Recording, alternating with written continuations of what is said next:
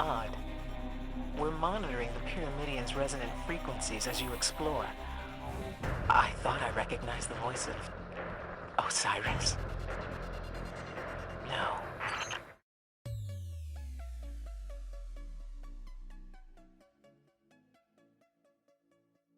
What's going on, everyone? It's your Rival here, and thanks for checking out this video. In this one, I got a lot of interesting info about the upcoming Osiris DLC because of some interesting interviews between the developers. Before I get into this though, I just want to give a big shout out to this guy for actually joining my notification squad by clicking that bell after subscribing. But I'm not just thanking this guy in general, I'm thanking all of my notification squad because you guys are what help my channel grow the most. But anyways, enough about that jibber jabber. Let's go ahead and jump into this. First things first, let's go ahead and talk about how our level caps in the game will increase. Behind the closed doors demonstration at Paris Games Week, executive producer of The Curse of Osiris detailed some of the new characters and activities coming to the game and also confirmed the character and power level caps will rise to 25 and 330 power level. So with including mods, I think we'll end up getting to 335.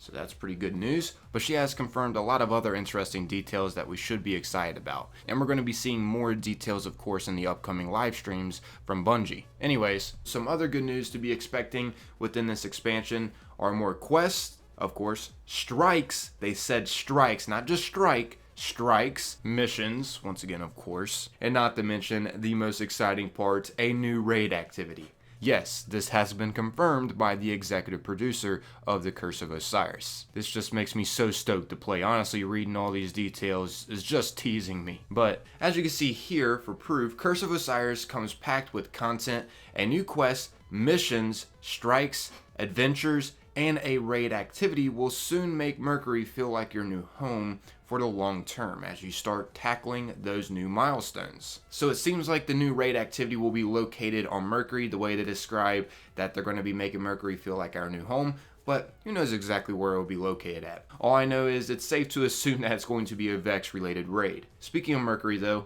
our new social space will be a new and improved Lighthouse. In case you guys don't know what the Lighthouse is, you had to go flawless in the Trials of Osiris to get here. But now it's going to be officially opened up to all, and Bungie said it's going to be new and improved, with plenty of mysteries to discover there. So I'm pretty excited about that. Maybe we'll actually get to see what's behind this barrier right here at the Lighthouse. I was always curious. I tried to find glitches around. I could never get fully around it. I only got like outside of the area. But yeah, I'm stoked. I have a good feeling we're actually going to be able to go past this barrier now. And also it seems like our new vendor at the Lighthouse, which is Brother Vance, will be located where we got to open the chest at the Lighthouse. As you can see here for a brief couple of seconds, it shows him at this location, and then it shows the Lighthouse destroyed. Not exactly sure why it's destroyed. Maybe that's why during the Curse of Osiris we have to go back through space and time to prevent a dark future from happening. I'm assuming this is the dark future, the Lighthouse being destroyed and probably other places as well. Also, something interesting to know in this interview, apparently the Infinite Forest promises more spectacular sci-fi backdrops. Not exactly sure what to make of this, but as you can see here it says, Bungie's proved it can create evocative sci-fi landscapes. The Infinite Forest is just the latest example, described by the studio as a simulated reality in the middle of time controlled by the Vex. I don't know, I've heard a lot of different things about the Infinite Forest. Apparently every time we enter it, it'll be randomly generated where we'll get to see like new different aspects of it. So that's pretty interesting. I'm excited to see how it actually plays out and looks in game, of course. Maybe we'll get to see a sneak peek of it in the upcoming live streams Bungie plans to do in November. I don't know. I'm stoked though, that's all I gotta say. Also, it is mentioned that we'll fight familiar foes focused on a secret objective. As you can see here, you'll be battling and trying to stop the Vex in this expansion. Vex from all across coverage on Mercury, Bungie promises a chance to dig into the race's backstory as it has a specific purpose for being there.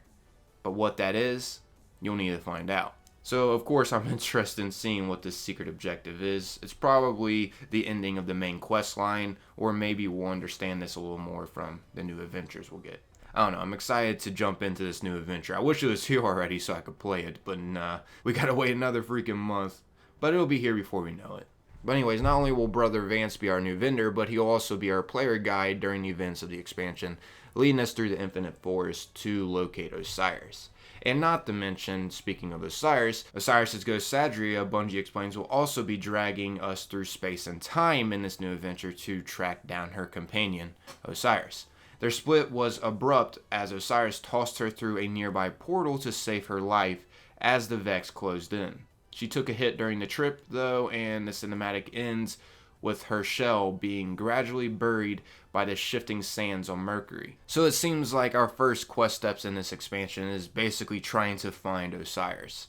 And then from there we're going to end up learning more about the Vex, of course, and possibly our new raid activity. It is said that Osiris is central to the expansion story, but his presence is more felt than seen at the expansion start. So from there we can understand that he is missing, and our main objective is to find him. It is said exactly, Ikora Reyes charged you with finding out what befell him. Solving that mystery will take you to a new destination, Mercury. Anyways, in the interview with the executive producer of this, she had said that our story begins after conclusion of Destiny 2's campaign. Ikora Rey sends you to Mercury on a mission to find Osiris, the most powerful warlock ever known, and to discover the answers humanity needs to fight back against the Vex. It transpires an ancient gateway and has sprung into life and spewed out a stream of Vex from across the timelines. They are not exploring or investigating, she had said. They are moving with a purpose. Something important has been put into motion, and it will be your objective to find out what it is and how to stop it. This is the first time we've been able to dig into the Vex and their backstory with players, so there's a whole lot to learn about the Vex and the Curse of Osiris, and what they've been up to and how to stop them from doing it. Naturally, the key to all of this will be Osiris himself, Ikora Rey's former mentor and the most notorious warlock in history, is missing in the Infinite Forest, a simulated reality in the middle of time controlled by the Vex. It's pretty interesting. Naturally, finding him will be your first order of business once again, it is stated. Leading a helping hand will be Sadra, like I mentioned before, Osiris' sassy ghost, I guess we get a little hint of her personality, and Brother Vance will also be our guide. She mentions that he is the supporting role as the gatekeeper to the Infinite Forest. The executive producer promises a new main quest, missions, strikes, activities, and yes, raid activity. Although naturally no details are forthcoming at this stage of the reveal, she is, however, able to confirm a new social space, the Lighthouse, formerly known as a treat to the Trials of Osiris victors, now opened up for everybody to take a look at its mysteries. Naturally, there's a wealth of new armor, weapons, and mods to obsess over too, she had mentioned.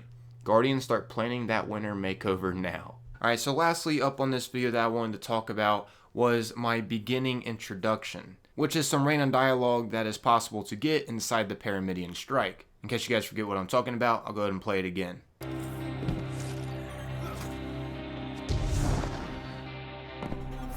Odd. We're monitoring the Pyramidion's resonant frequencies as you explore. I thought I recognized the voice of Osiris. No. Yeah, that one. The reason why I'm talking about this is because I think we're going to be going inside the Pyramidion Strike in the Osiris DLC in order to locate Osiris. The reason why I think that is because there are some unknown portals inside the Pyramidion that aren't used in the Strike, and you can only get to these portals by glitching out of the map. As you can see here, they are, and you can't use these at the moment for some odd reason. That's the reason why I think we're going to be using these in the Osiris DLC. And also because of that dialogue as well, we know now that Osiris is somewhere dwelling in here, or can be heard in here at least. I would love to hear your guys' thoughts about this. Do you think we're going to be going inside the Pyramidion and somehow finding out where Osiris is by going in here? Or do you think that this dialogue was just for no reason really, and it's not going to be involved in the Osiris DLC? Also, this would let me know if you guys actually made it this far in the video or not, if you commented about this topic. Just thought I'd bring this up because it could be something we'll be going to go do in the Curse of Osiris DLC. And also, it lets me know in a way who actually listened and, got through to the end of my video here. Also, before I completely wrap this up, guys, just want to let you all know that I am doing a console giveaway, and the winner will get to choose from a Nintendo Switch, Xbox One, or a PS4. This giveaway will be ending more than likely before December. If it doesn't, it'll be at the beginning of December. Pretty much this will be arriving before Christmas or whatever you celebrate, really. If you want to participate in this to have a chance at winning this console giveaway, all you have to do is simply leave a like on the video to show some support, subscribe, and click that bell to stay notified, and lastly, comment your thoughts about this video. I'm going to be choosing one random winner that has shown support on my videos. That's basically my idea of giving something away like this to, get support in return. I'm out of here though, everybody. Thanks for taking the time to watch and listen, and until next time, peace.